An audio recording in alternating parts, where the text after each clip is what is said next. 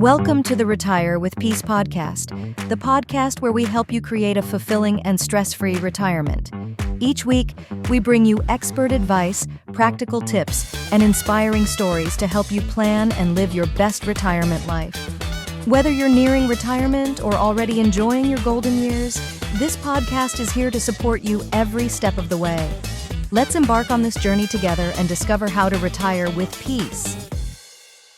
Today, I'm very excited to have with us Julie Smith, a physical therapist and health coach, to talk a little bit about how people who are looking towards retirement, or maybe they're in retirement, get healthy and or stay healthy. So welcome, Julie, to the podcast. Thank you. I'm very excited to be here. Well, thank you. It's great to have you on.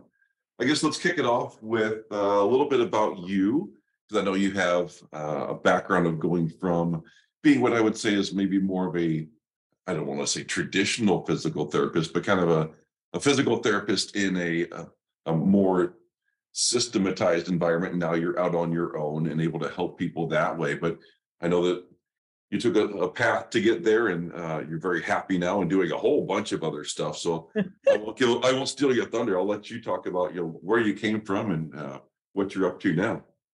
Yeah, I would love to. So I graduated from University of Evansville in 2011 with my doctorate in physical therapy, and I did what most of the graduates do. I found my place in a great company in Kentucky in the outpatient world and truly fell in love with continuing education. And I was in a great place with mentors, and it was just a really good experience for me. And I soaked up all of the certifications, all of the extra curriculars you could have possibly taken as a physical therapist. I was just a sponge. And I am one of those people, I've always known what I wanted to do. I always knew I wanted to be a physical therapist because I'm truly fascinated by the human body and its ability to heal itself through movement. So physical therapy for me is where my passion started. And I did the traditional route, like I said. In 2016, my mother was diagnosed with stage 4 cancer and passed away a year later. And it was during this time, I watched her fight for her life. I watched her battle cancer, and I essentially watched how her body kind of failed her, and the medicine did not help.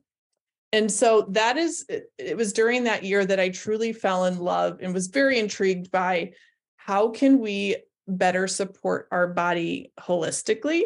Mm-hmm. Sure.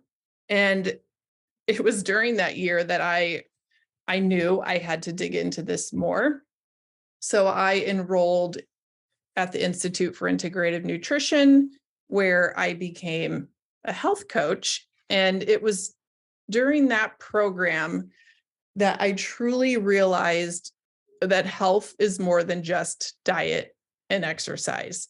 It's where they introduced concepts like, yes, your health depends on an active body and the nutrients that you put in it, but it is also important to focus on healthy relationships. It's important to focus on your purpose and spirituality. And so I started to really reassess my life and what I was doing in hopes to improve my health, because I just watched my mom lose her battle with cancer. Mm.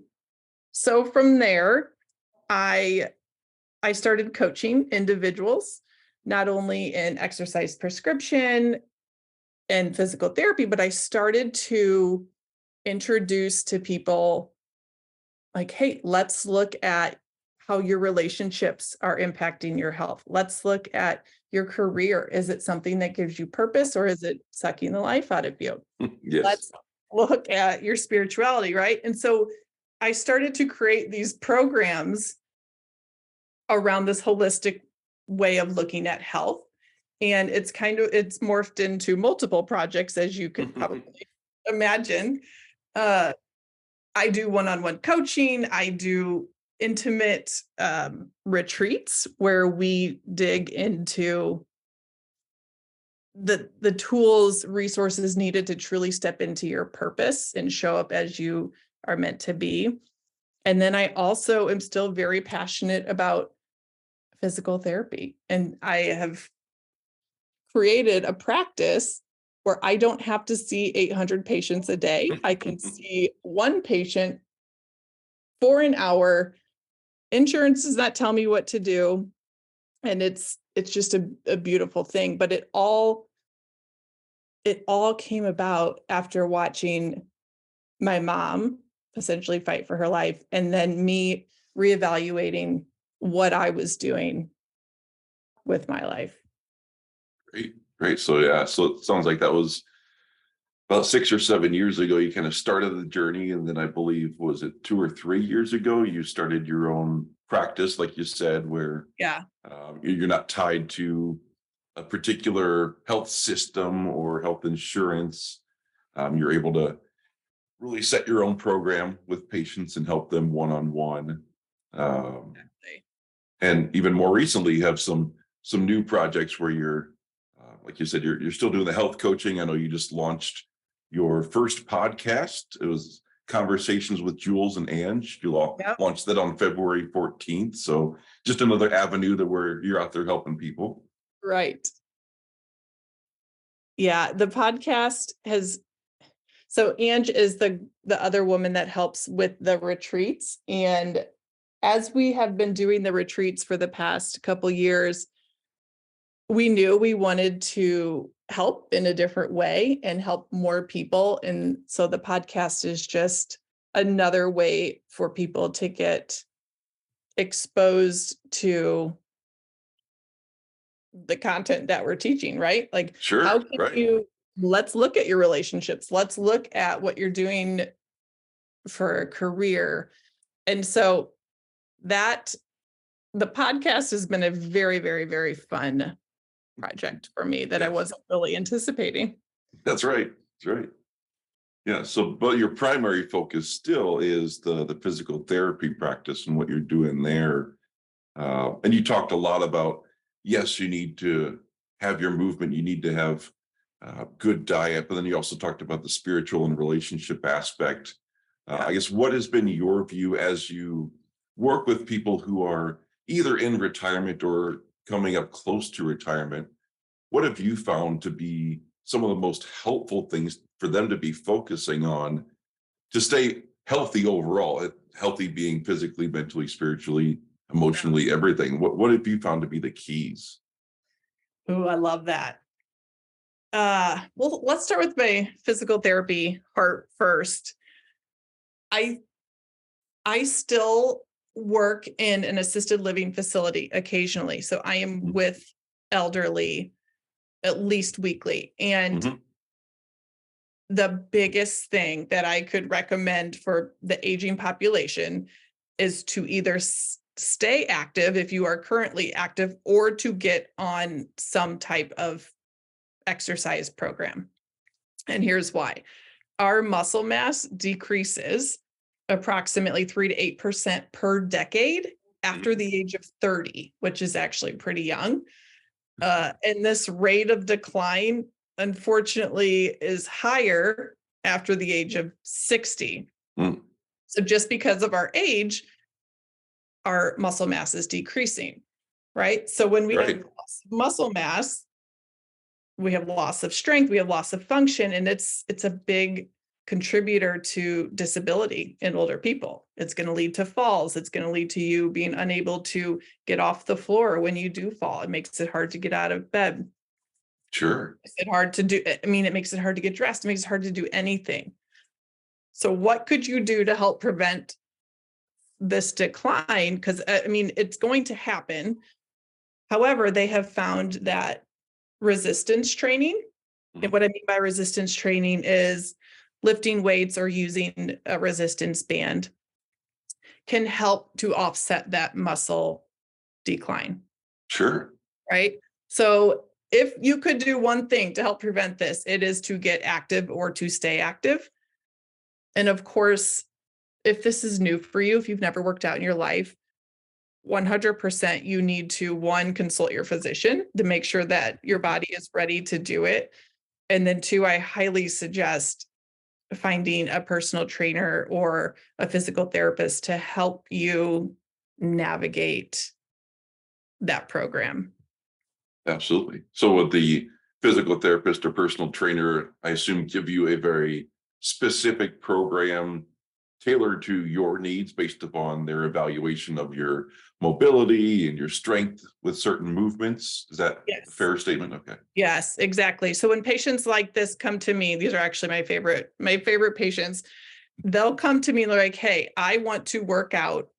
They're in their mid 50s, early 60s, but they have either gotten injured or they don't know where to start.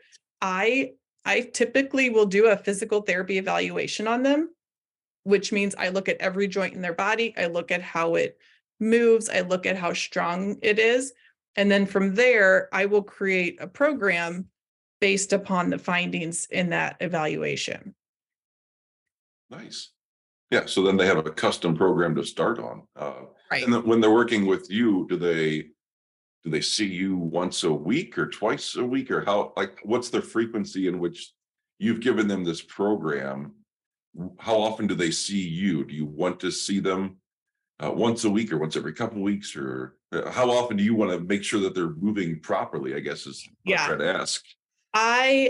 It depends on the patient, but I typically will see patients once a week and then give them something that I know they are safe to do at home Mhm. for the other day or two that they're going to be strength training.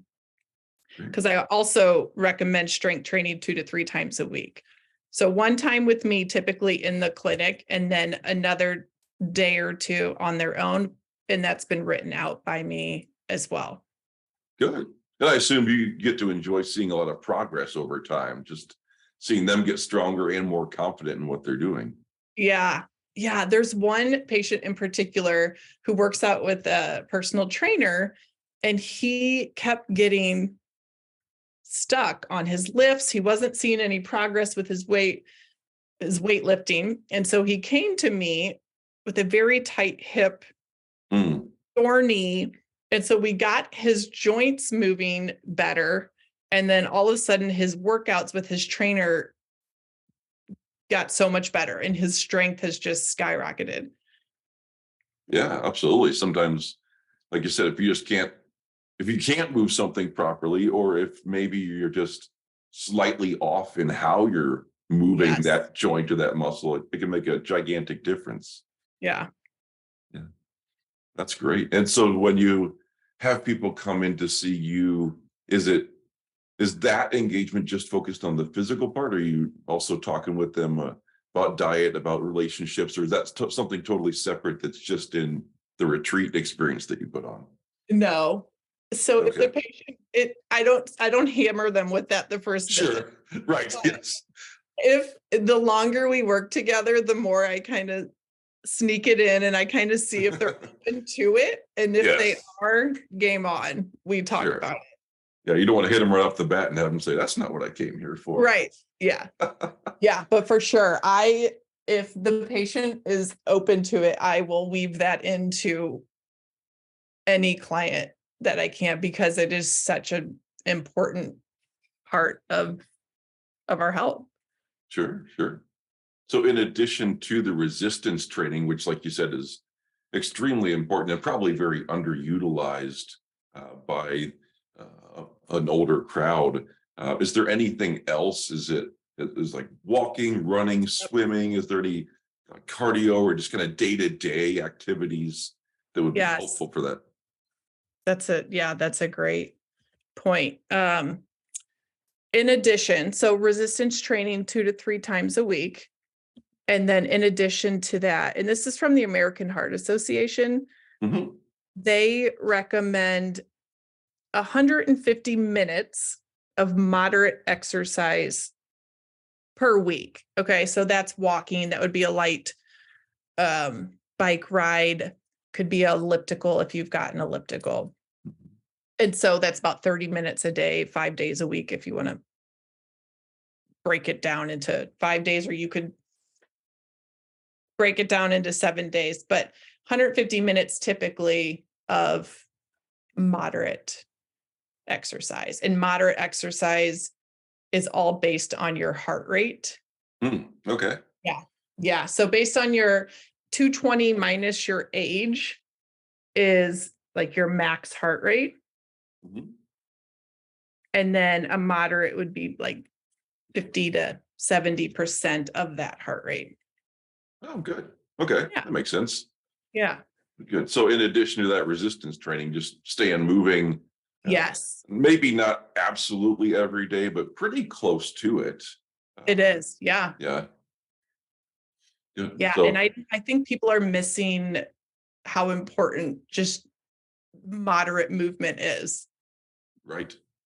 Yeah. And it probably comes from the fact that in our modern society, we do so much sitting. So I'm sure as the physical therapist that you pointed out earlier, a patient that had, weak hips and knee problems, it's like, Yeah. oh, but I'm sure a lot of that comes from just our overall sedentary society that has just developed over the past several decades. And so I'm sure that movement is even more important now that we're sitting so much more. Yeah. Yeah. It really is.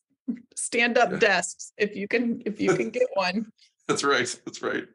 Yeah. Was there anything else from a therapy perspective that's really important that people watch out for in terms of? I know sometimes when you get a little bit older, there's back issues. There's obviously lots of, the knee takes a lot of. I should say maybe an indirect hit. If you have something else going on, it kind of manifests itself in a knee problem. So, is there anything else people should be watching out for in specific joints, whether it's knee, hip, back, shoulder, anything that might be more vulnerable than normal as you get older? Yeah, that's a great question. I would say people come to me the most with knee and back pain, but a lot of the time it's actually a stiff or weak hip. Hmm.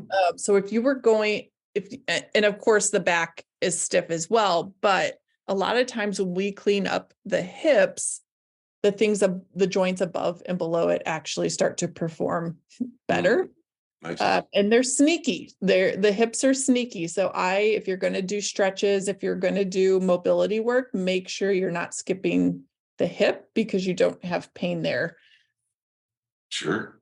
And I think most people probably don't realize, and I probably even underestimate how many different small muscles and connections there are inside the hip. I mean, you kind of think about the muscles around the hip on the outside, but there's so much going on inside to be, stretched out and strengthened.